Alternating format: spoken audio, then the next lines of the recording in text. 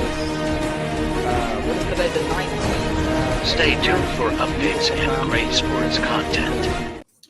Hello, everybody. Welcome to Sports Scope. I'm your host, Robert Butler, on this 12th day of October. Got a lot of sports coming like right at us right now. Braves in a pivotal game 4, right? Down 2-1 to the Phillies. Going to talk about Bryce Harper, why he's Mr. October compared to Reggie Jackson more ways than one. Got some thoughts on tonight's game, Denver Chiefs as well. But first, let's go ahead and get our only break out of the way. I'll give you my picks over and under against the spread as well. And a Pat McAfee story. All coming up here in 49 seconds here on Sports Scope. Hello, Sports Scope followers. The program has seen tremendous growth since going 5 days a week. I just wanted to thank everybody for your cash contributions and sharing the program with friends and families. Just a reminder, if you want to contribute to the program, go to the Cash App, the cash sign, and Sports Scope. There are other ways to contribute to the program listed at the bottom of the screen. If you want to advertise on the program, go to sports, that is sports with an S, another S, scope, SKOPE, at gmail.com, just like it's listed at the bottom of the screen. Thank you and enjoy the program. Alrighty then, I'm back here live. Okay, quick take on tonight's game. Mahomes is 11-0 versus the Broncos. The Broncos have lost 15 straight to the Kansas City Chiefs. That being said, listen, Denver, Kansas City's coming off a 2-game road trip. Remember, they flown to Kansas City to the New York, played the Jets. Physical game, went back to Kansas City. Then they flown to Minnesota, played Minnesota, got the win. Now they're playing on a short week back at home against a rival division opponent. 10.5, that seems like a little much. I think Denver will cover that. Chiefs will probably win. I've got them winning 27-20, but the Bears cover Bears cover. You think about bad teams, they kind of go together. Broncos will cover that spread as well. Okay? All righty then. Also, there is there's a baseball game on tonight, folks. Braves will be playing against the Philadelphia Phillies. And what's been going on the internet all day and all the chatter, folks, is about Bryce Harper's stare down of Orlando Arcia. I hope I'm saying that right, Arica, shortstop for the Atlanta Braves. Harper's red hot. I mean, this dude is hit 2 home runs last night. He has the NLDS record, National League Division Series record for 10 home runs in that. That being said, Pickles, talking about the Bryce Harper story there. What happened was with the toning, and I would call it toning from Bryce Harper, is that he supposedly heard that, what did he say? Let me make sure and get this right. He said something to, he did not mean for Harper to hear it, but he said, that a boy Harper. Let me make sure that is exactly what he said. But it's something in regards to, let me see, how do you put it? Basically, he said, that a boy, Harper, go get it, or something like that, And he said later, when asked about it, he said he didn't mean for Harper to hear that. He wasn't trying to hear that. Then he's asked about what Harper's staring at him. He says he's got a right to stare at whoever he wants to. So now he is trying to de-escalate this thing. But I'll say this. This is not the first dust-up Bryce Harper has. He has a history of getting into it with opposing teams and his own teammates, folks, and his own teammates. Let's go back here. I actually had my tablet and my phone here just in case my phone's my phone internet goes down. But so far, so good. Okay. Remember this? Jonathan Papelbon when they were playing on the Washington team together. Papelbon's talking about Bryce Harper not running hard enough to first on a pop up out in the outfield. Listen up. This is 8 years ago, folks. This is going all the way back 8 years ago, back in his Washington days with World Series champ then Jonathan Papelbon, who used to play for Boston. I think he was with the Nationals at the time. Listen up. And Bryce Harper will hit it in the air to left. Jeff Francoeur, after switching over, makes that catch. There is something going on in the dugout. See Papelbon saying, run the ball out. And Bryce saying, you got to be kidding me. And then Papelbon went right after Harper. It's getting ugly, folks. There's no other way to put it. Yeah, I mean, went after him, man. He's trying to choke him, Pickles. He's trying to choke him, and the teammates had to break them up. So that's Harper 8 years ago. Here's another Harper incident. A little bit sooner than that. Here's him going after, I want to say, this player for was a player he went at for. Let's see, who's this other guy? Wow, I think I got them both. Here it is. This is a player for the Giants. He charges a player, and they had beef going all the way back to the playoff beforehand. Wants a piece of Hunter Strickland. Whoa! History. And Bryce. He threw inside and actually hit Harper on the leg. Looks like it was actually pretty going towards the groin area. I'm letting you hear the playback here. Harper wants a piece of Hunter Strickland. Here they go. Strickland lands a punch. Harper lands a punch. Bench is empty.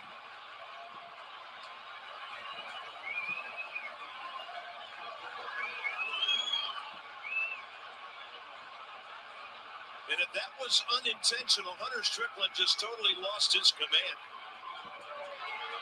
We told you there was history.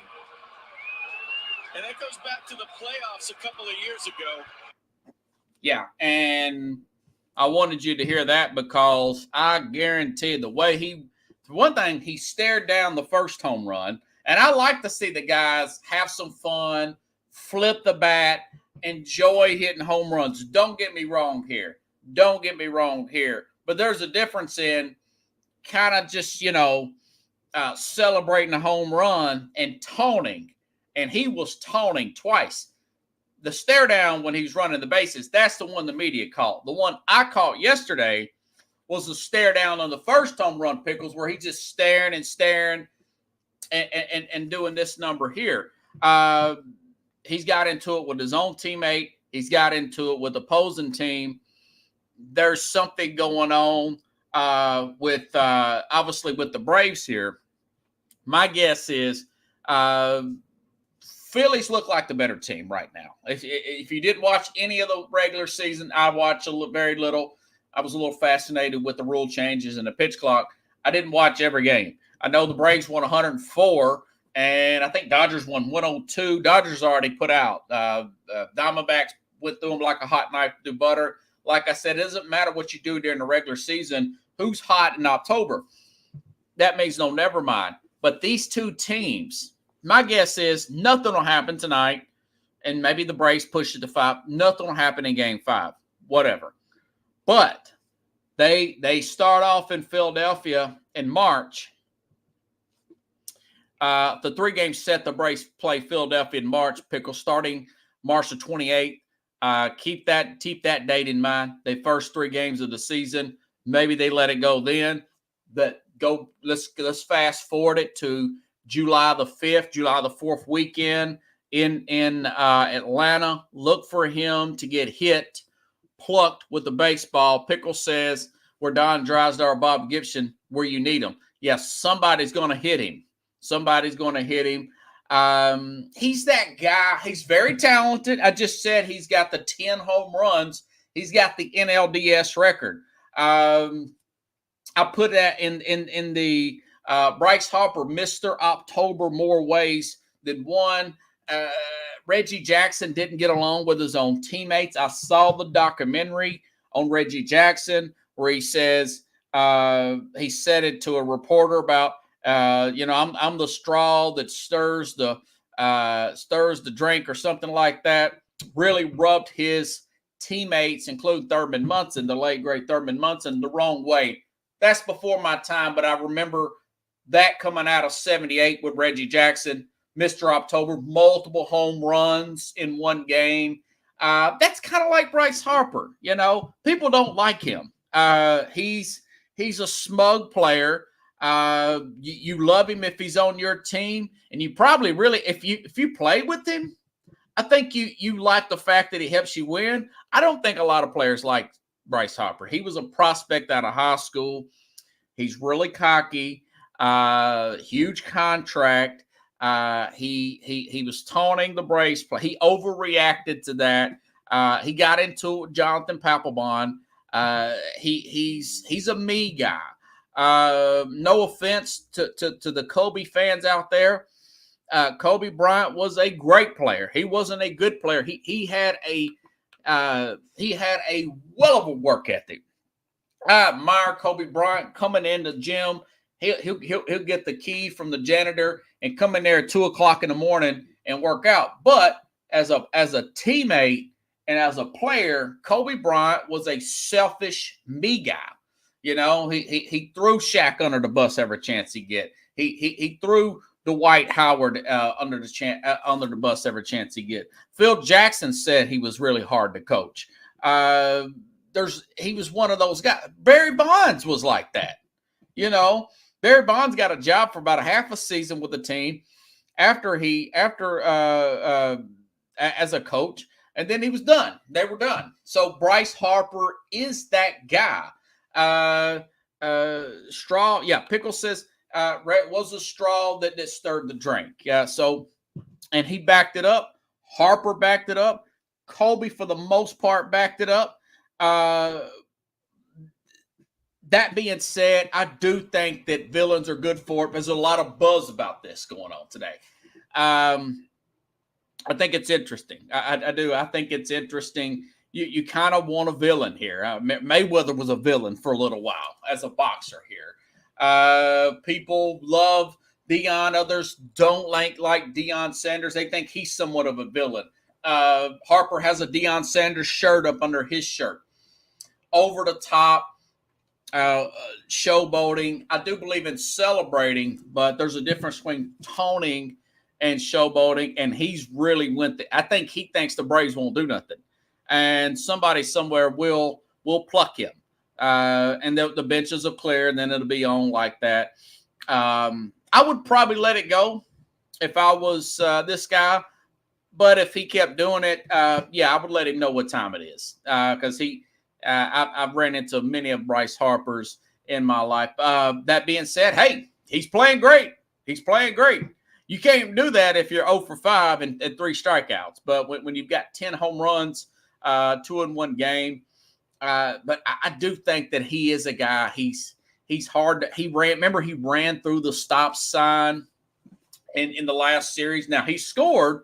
He ran through the stop sign in the Miami series. And this is what he said, Pickles. This is what he said after the game about getting thrown out the other day. Remember, we talked about that. Him getting thrown out.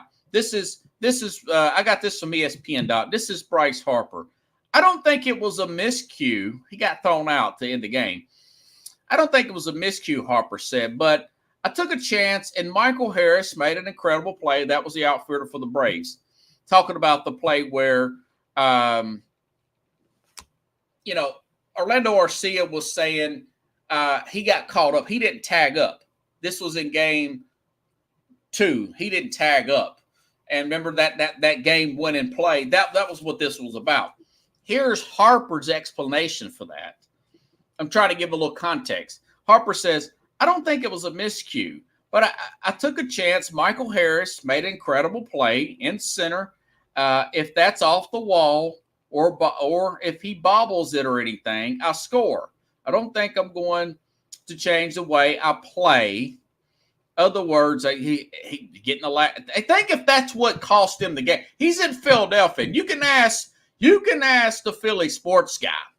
You can ask. They would have gave him HELL if that cost him the series. If that was a game 7 and that play cost him this, and he had a smug comment like that, he couldn't walk around. He would have to leave Philadelphia.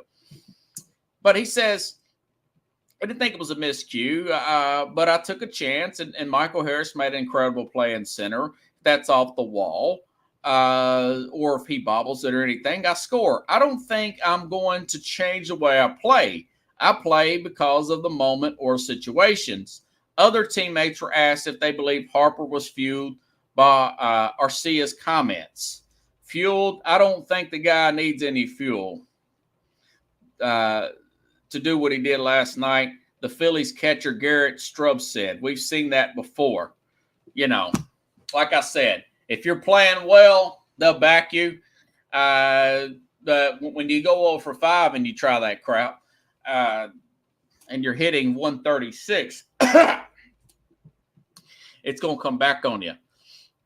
Pedro Martinez. Yeah, that's so. I mean, he's like I said, they play on the Braves open up at the Phillies on March the 28th, and they play on July the 5th, the July 4th, July 5th, around that time. Bryce Harper, most career home runs in the NLDS, passing Chipper Jones with 10, and Jim Edmonds with 7. I mean, that's you got to give it to him. But I'm sure the manager, he's one of those guys, you like what he does, but you don't like him. That's my guess. But anyways, interesting story there. Yeah, Pickle says Pedro. Yeah, Pedro would have probably would hit him with the baseball. He's a lot bigger than Pedro. Pedro hit anybody. He's not big as nothing, man. Okay. Got another story before I get into the football games. Okay. Interesting story, folks, out of the New York Post today. Kudos to Pat McAfee. The New York Post put out a story today that he's been paying millions of dollars for that exclusive contributorship from Aaron Rodgers to come on his program once every Tuesday. And now he's got Nick Saban, according to the New York Post.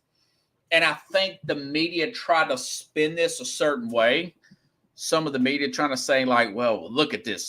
That's dishonorable paying your guest that much money. Listen, folks, people's time and money. That's why when I bring on people in this program, I want to plug them. I've told Carlos, he comes on every Friday. I said, when I get money, dude, you'll get money, okay? It's fun talking sports, but people's time is money. There's nothing free in this world but Jesus. That's what Ray Charles' mom said in the movie Ray with Jamie Foxx, where he won the Academy Award. I love that. So listen to what McAfee said. This is what McAfee's response was. And he had a good one. Kudos to Pat Mac. Okay, here's the reporter explaining this. Andrew Marchand.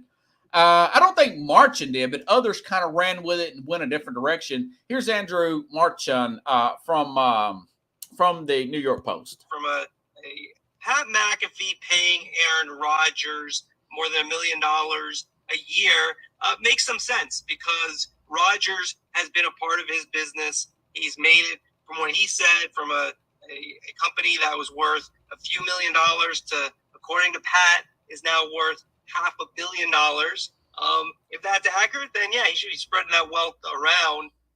The reasons McAfee gave for paying people makes sense. I think the newsworthiness of it is that, there's an idea that McAfee is getting all these guests just because they want to come on with McAfee. And I think there is some truth to that because he does have some cachet.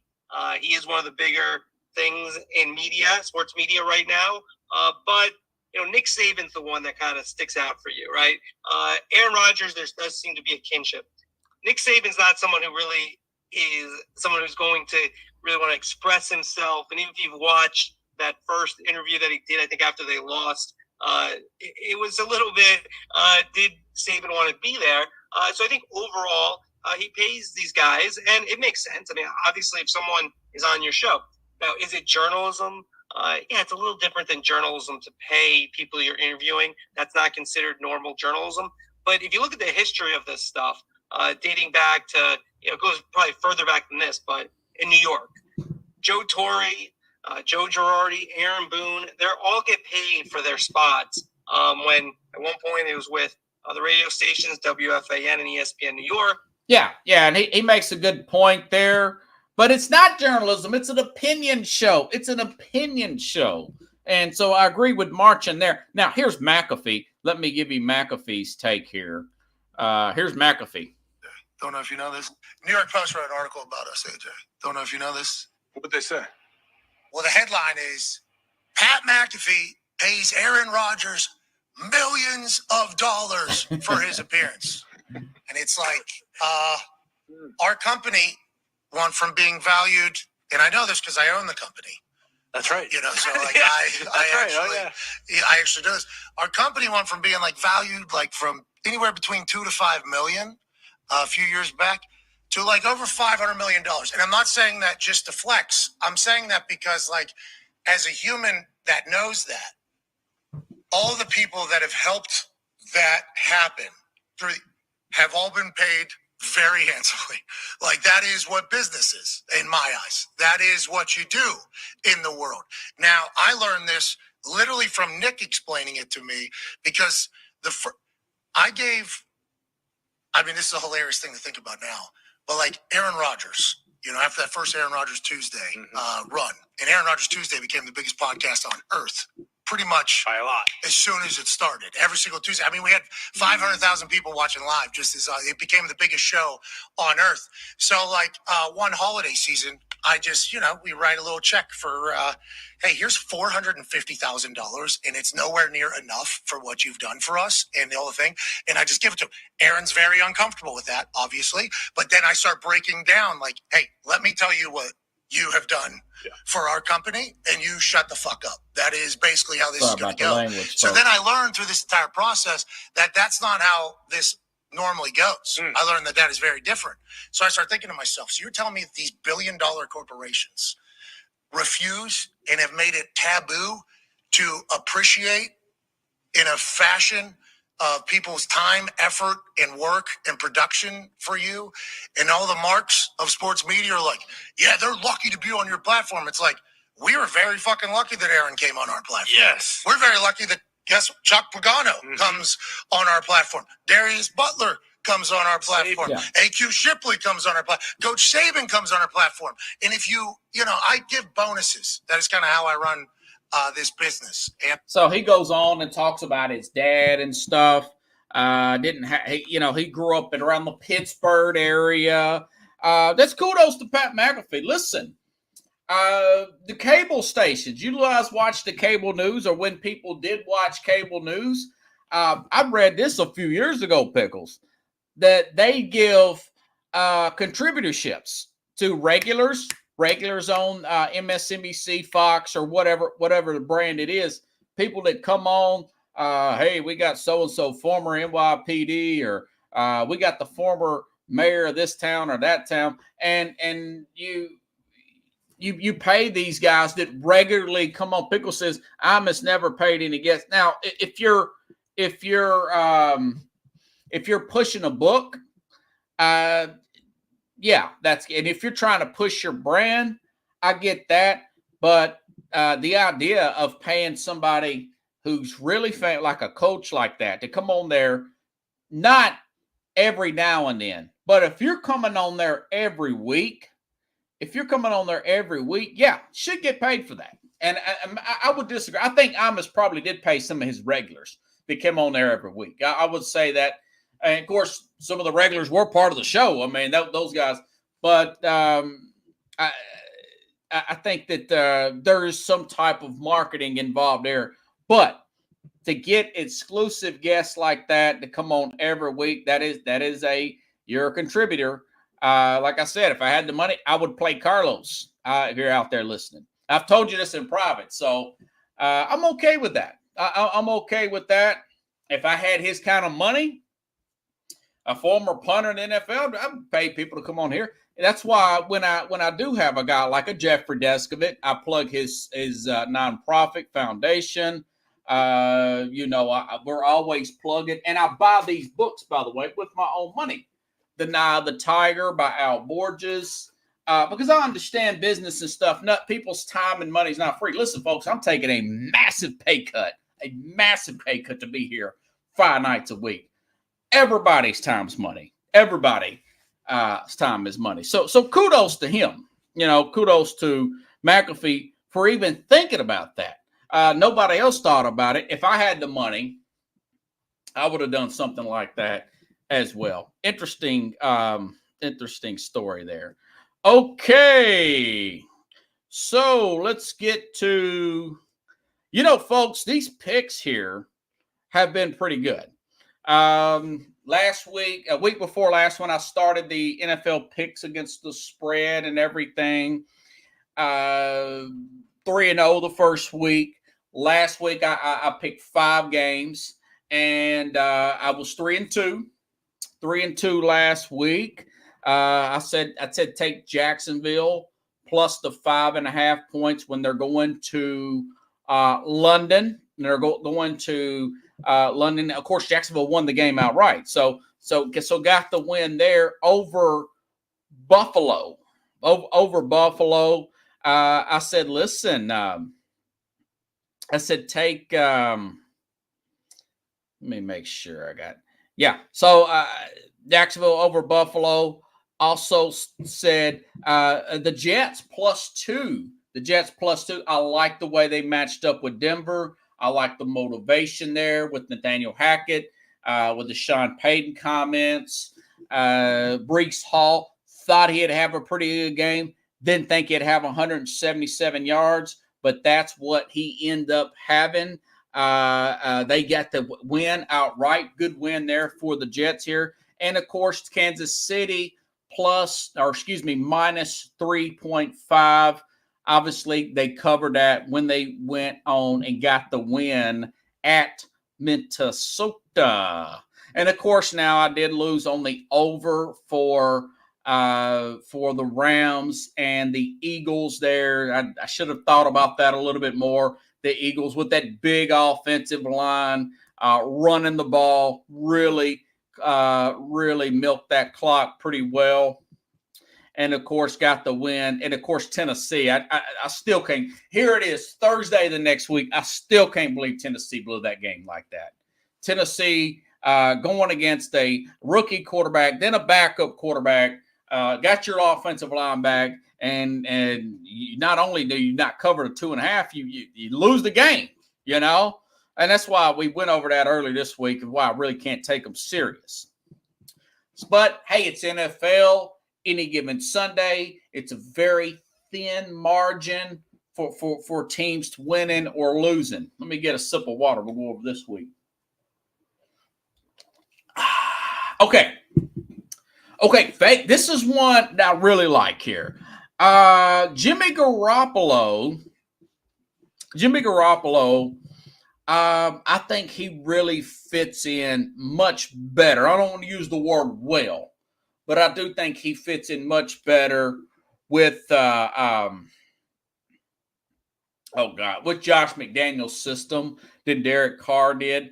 They're at home, 2.5 point favorites against a troubling and that's really an understatement, a downtrodden New England team who's not bad on the road. They're horrible on the road.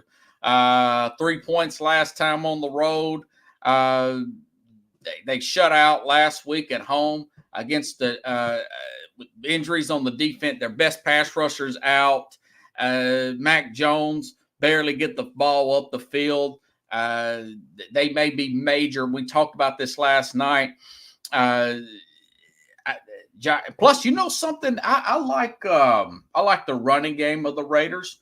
Josh Jacobs playing a lot better. Speaking of Josh, running the ball much better, starting to get his legs out from underneath him. He's starting to get his legs back and getting the tempo and the speed of the game. So I definitely that. By the way, they won the game last year. It was kind of a fluke ending, but they're much more crisp. This Vegas team is than they were this time last year when they beat them by 6 points. So I definitely like Vegas to beat New England and knock New England down again. 24-16. They easily cover that 2.5 points. I also made some notes for some other games, but I had a late breaking story that I read about that Deshaun Watson's not going to play Sunday. Okay. Josina Anderson reported that Deshaun Watson's not going to play. Cleveland's coming off their bye week. They're going to play San Francisco. That's a 9.5 point spread. Now you've got a guy, PJ Walker's being called up from the practice squad. They're not going to go with Dorial Green Robertson or whatever. Not going to go with this guy. So, what's his name? Dorian Thompson Robinson. So, listen, I know 9.5 is a big number. I know that the 49ers are coming across the country, but Cleveland's this is a bad spot. This is a bad spot for the San Francisco. Pickle says Watson was the biggest waste of money in NFL history. Well, possibly. I don't know. There's a lot of other players that's been pretty bad. But this shoulder problem's worse than what we're seeing let on. Stefanski's very passive. I actually think that this feels like a 24-10 game, and the 49ers cover. I'm sorry. The 49ers are getting all kinds of break this year. At 24-10, 49ers, I definitely like the Niners in that 9.5. Normally, I wouldn't take nothing like that. That's a big number.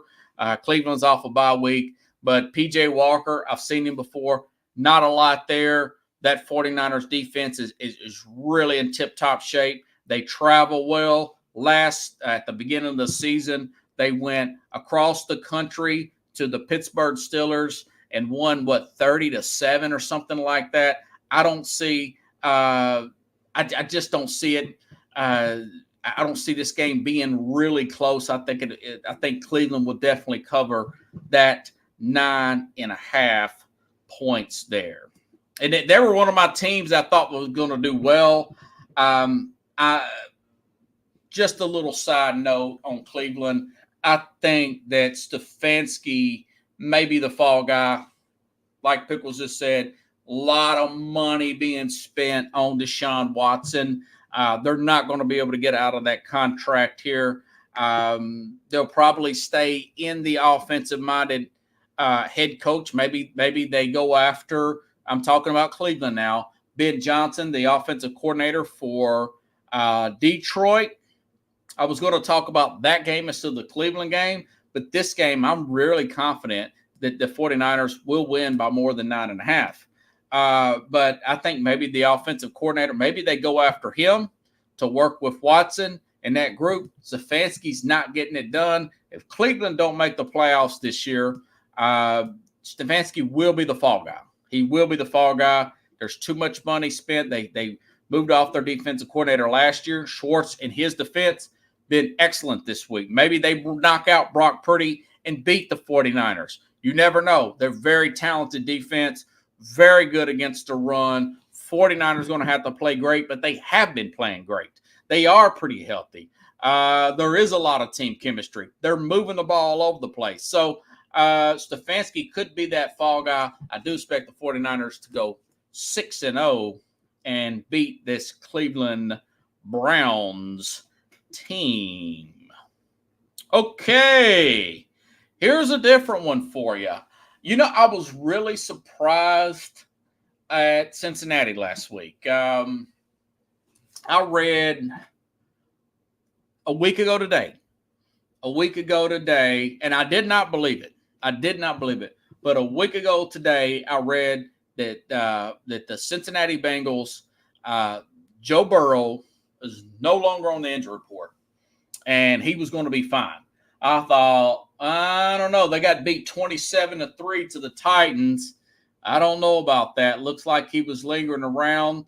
Titans did have an excellent game plan, a lot of revenge factor for the Titans, losing 3 straight, including a gut-wrenching, heartbreaking loss in the 2021 playoff loss when Tennessee had a Super Bowl team and that Bengals team come down here and beat them in Titan Stadium. That being said, he was a full participant last Thursday. He was a full participant last Friday, and he threw over 300 yards, 300-plus yards in that Arizona game, including 3 touchdowns. He did have 1 pick, but he had a 108 quarterback rating at Arizona, okay? So they are 2.5-point favorites against Seattle. Now, Seattle's coming off a bye week, but they're coming into Cincinnati at an early start time. DK Metcalf has not practiced all week. Still not practiced. Neither has Charles Cross, the left tackle. Cincinnati has a really good defensive line. It's not as good as it was playing last year, but Trey Henderson, Sam Hubbard, I like that defensive line. Think about, say this out loud, Geno Smith versus Joe Burrow. Geno Smith versus Joe Burrow. Okay. I'm going to take Joe Burrow. I think that Cincinnati, I think Seattle play well because they're coming off that bye. I think that Kenneth Walker will have a pretty decent game. Don't get me wrong. But when it push comes to shove, once you get towards the end of the game, I think Cincinnati will pull away 2017. They barely cover that 3 points, and they get the win over Seattle. Just saying, Pickles. Just saying. Okay. Who could it be now? Dun, dun, dun, dun, dun.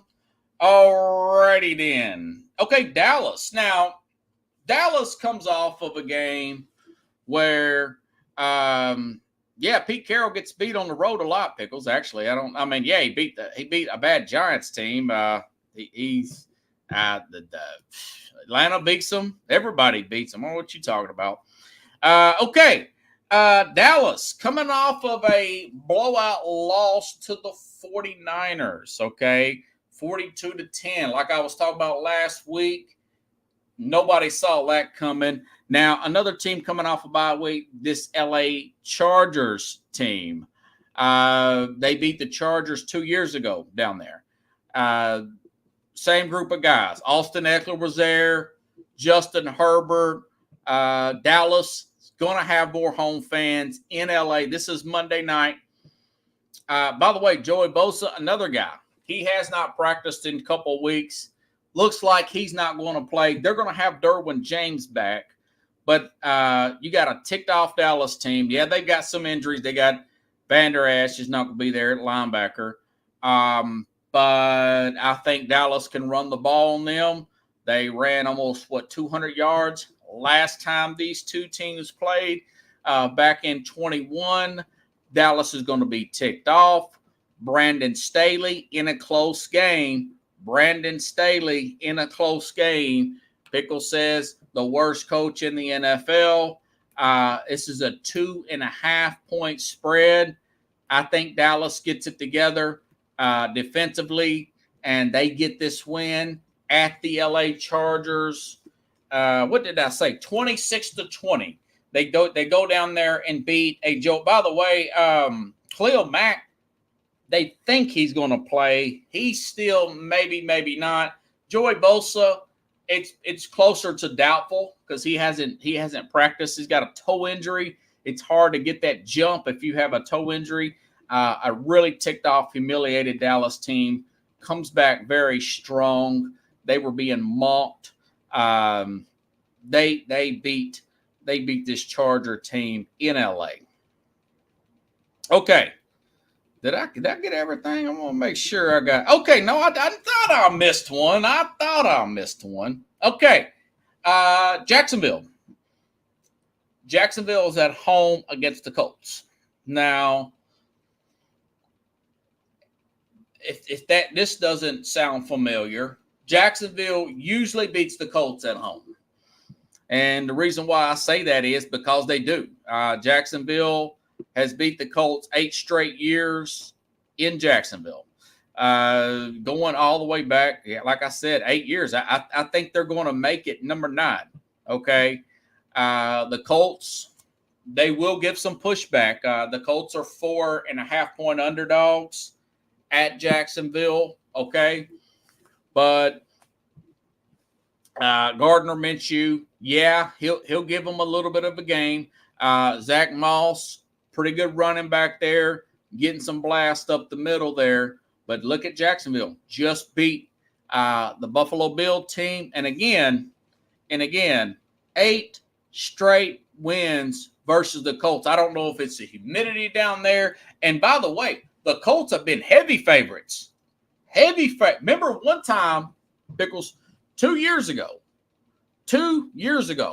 when Carson Wentz was the starter there, when Carson Wentz was the starter for the Colts, if they went down and beat Jacksonville, it was a meaningless game to Jacksonville. Last game of the season.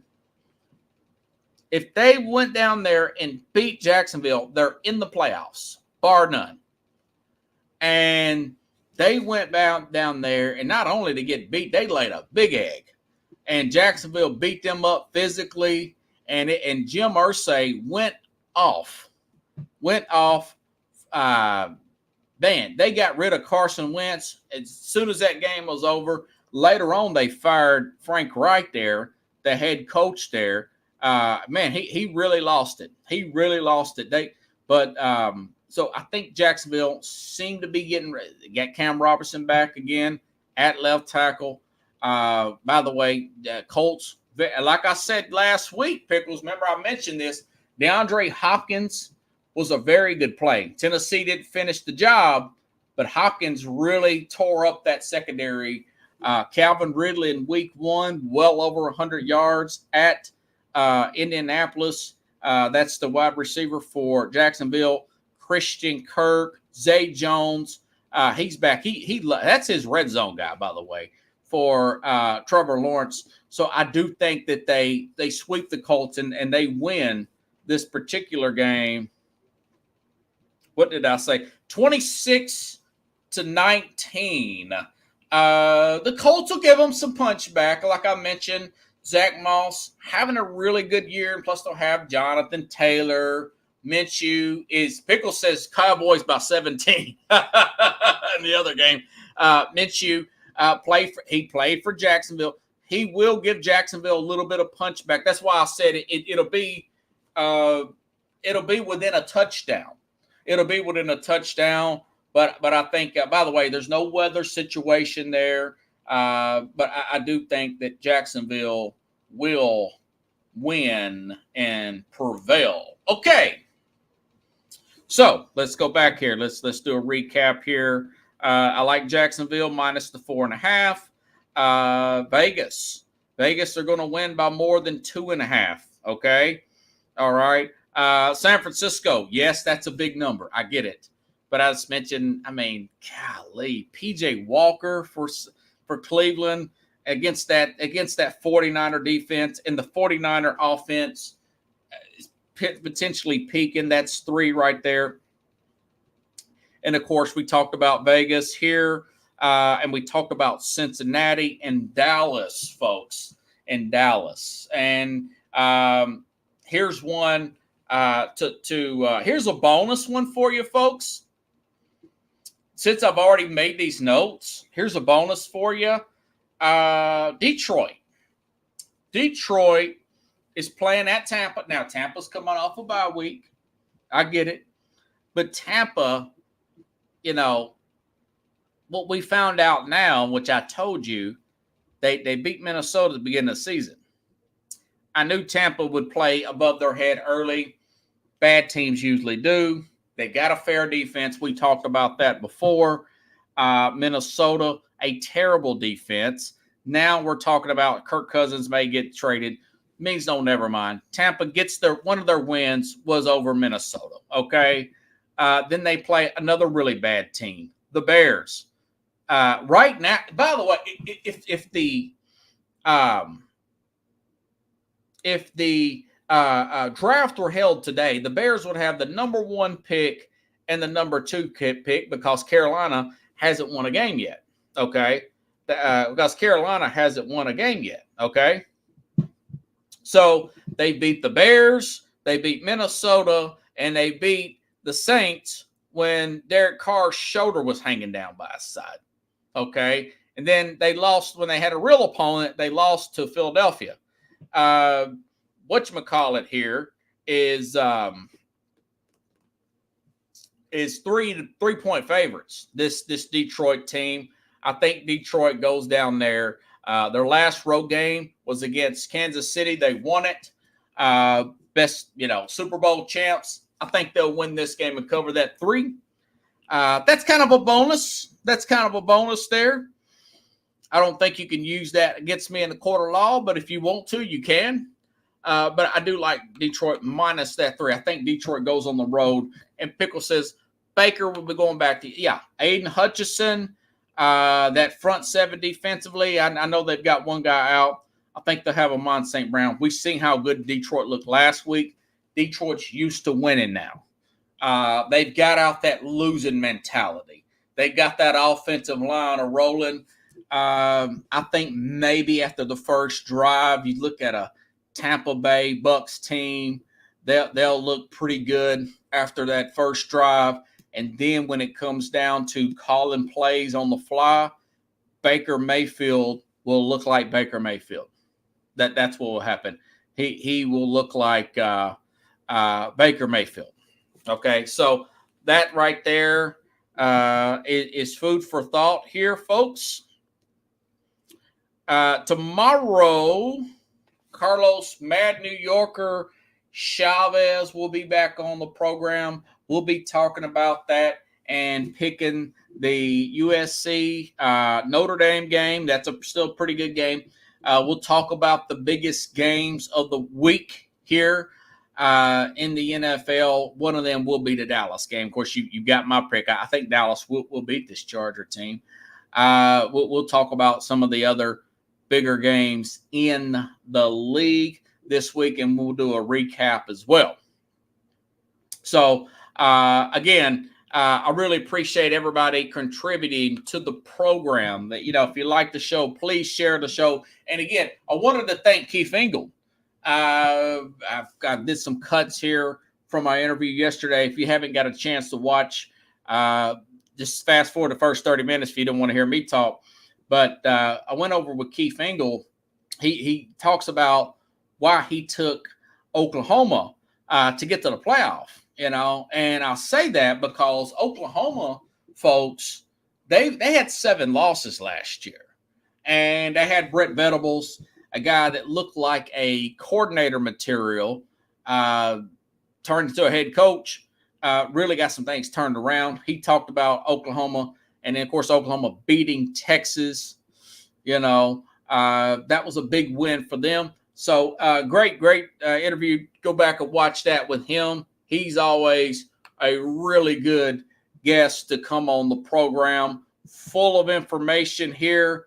Check out, and by the way, Keith, he does a program with Carlos Mad New Yorker Chavez on Fridays.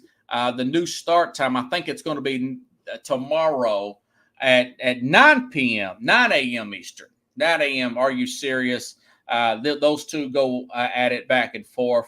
Great show there. And also, while I'm on here, and I've thought about that stuff with Pat McAfee, and there's a lot of really good shows on the internet right now, including this one.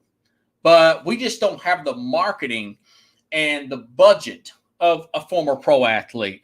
We don't have the budget of ABC or Disney or whatnot, or the reach of people on cable and whatnot. Now, we're live on Roku TV, but if you all want to hear a funny, informative sports talk show with the multitude of personalities, listen to the Mac, Jack, and Jim Jeffcoat big football show on Northeast Streaming Sports on Sundays. I come there 30 it comes on 8 a.m. Eastern, okay? I come on there 8:30 a.m. Eastern and talk about the Mac, John McGraw, better known as Mac, gives me a list of questions, and we go over some of the biggest stories of the week. A lot of this is going to be stuff we've talked about here on the program. But if you listen to this, I played a clip from it earlier from Jack Hirsch, the banter back and forth. Jim Jeffcoat played 2 Super Bowls. You got a former NFL player, a Super Bowl champion, 2-time a borderline Hall of Famer. That's how good Jim Jeffcoat played, like 15 years in the league, folks. And Pickles knows. Pickles on there. Mac, Jack, and Jim, big football show. It's a really good, funny. I would put it up against the sports reporters, Stephen A. Smith, Get Up, any of that crap on Fox, any of that stuff on those teams. Even McAfee show, they got big budgets. He's a former player. But this show right here, the banner back and forth between Jack Hirsch and Mac and Jack, and of course Jim Jeffcoat. Last week, Jack Hirsch said, "Listen, he said, Mac, you've got to get on Jim. Jim picks the Cowboys every week." And I played that clip. Let's see if I can find it. It's really funny. I had some extra time here. If I can find it here.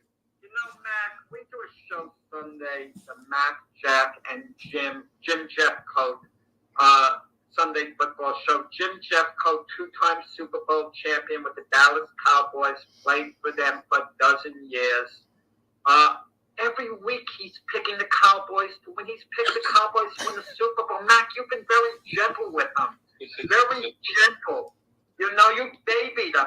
It's about time you come down on Jeffcoat. When you see him Sunday, are you finally going to come down on him? This was their measuring stick. Jim came on the show briefly yesterday because he wanted to let us know the Cowboys were going to defeat the 49ers. Okay? Right. And they lose 42-10. Dak Prescott, who Jim was bragging was one of the best quarterbacks in the NFL. Are you going to look me in the eye? Are you going to baby a guy that's 6 foot whatever, 200 to 300 plus whatever? I mean, that is the funniest stuff ever. That was Jack Hirsch, who is a New York State Hall of Fame boxing writer, and one funny mother effer, in my opinion. He's a combination between, for you Soprano fans out there, Uncle Junior from The Sopranos and a Mills Lane, the famous New York boxing referee. He's a combination of those two, so that's the kind of back and forth. And plus they bring on Jamie Paggs, the Philly sports guy. And of course, like I said, I'm on there for 30 minutes. Keith Engel is on that program for 30 minutes. The Keith that I had here. I mean, that's how I met Keith through that connection. So Linda and John or Mac and Linda, they do a good job producing that program. I listen to it every week. Not even the part that I'm on when I'm driving to work. So check that out. You can see it Northeast Streaming. That's on YouTube, Facebook, and for the most part, it's on Spotify too when they download it. I prefer it. If you get time, download it on Spotify like I got my show as well. So just wanted to do some of that. I was reading that McAfee story, and I thought to myself, yeah, if I had a little bit of a budget, somebody in California hit that Powerball. One person hit that Powerball, California. Sometimes I think it's rigged, so you just give all the tax money back to California. But if that would have been me, I would have been paying some people to come on the program, some of the former players to be a contributor, and everybody would get paid well, and you would have great content. But check that out. Like I said, I'm on that show. I do put a lot of my time on here. Plus, Jim's he's with Byron Williams, I think, a former New York Giant wide receiver who played with Phil Simms, talking shop. I want to say 8 p.m. Eastern on Wednesdays. Now, that would interfere with Sports Scope, but you can always watch the playback as well. You can always watch my playback as well. I don't care. But anyways, folks, just wanted to get all that out. Again, have a good night, and I greatly appreciate you all helping me out here on Sports Scope by sharing the program. I'll be back tomorrow, same time, same place here on Sports Scope. Thank you, Pickles. Appreciate your help tonight.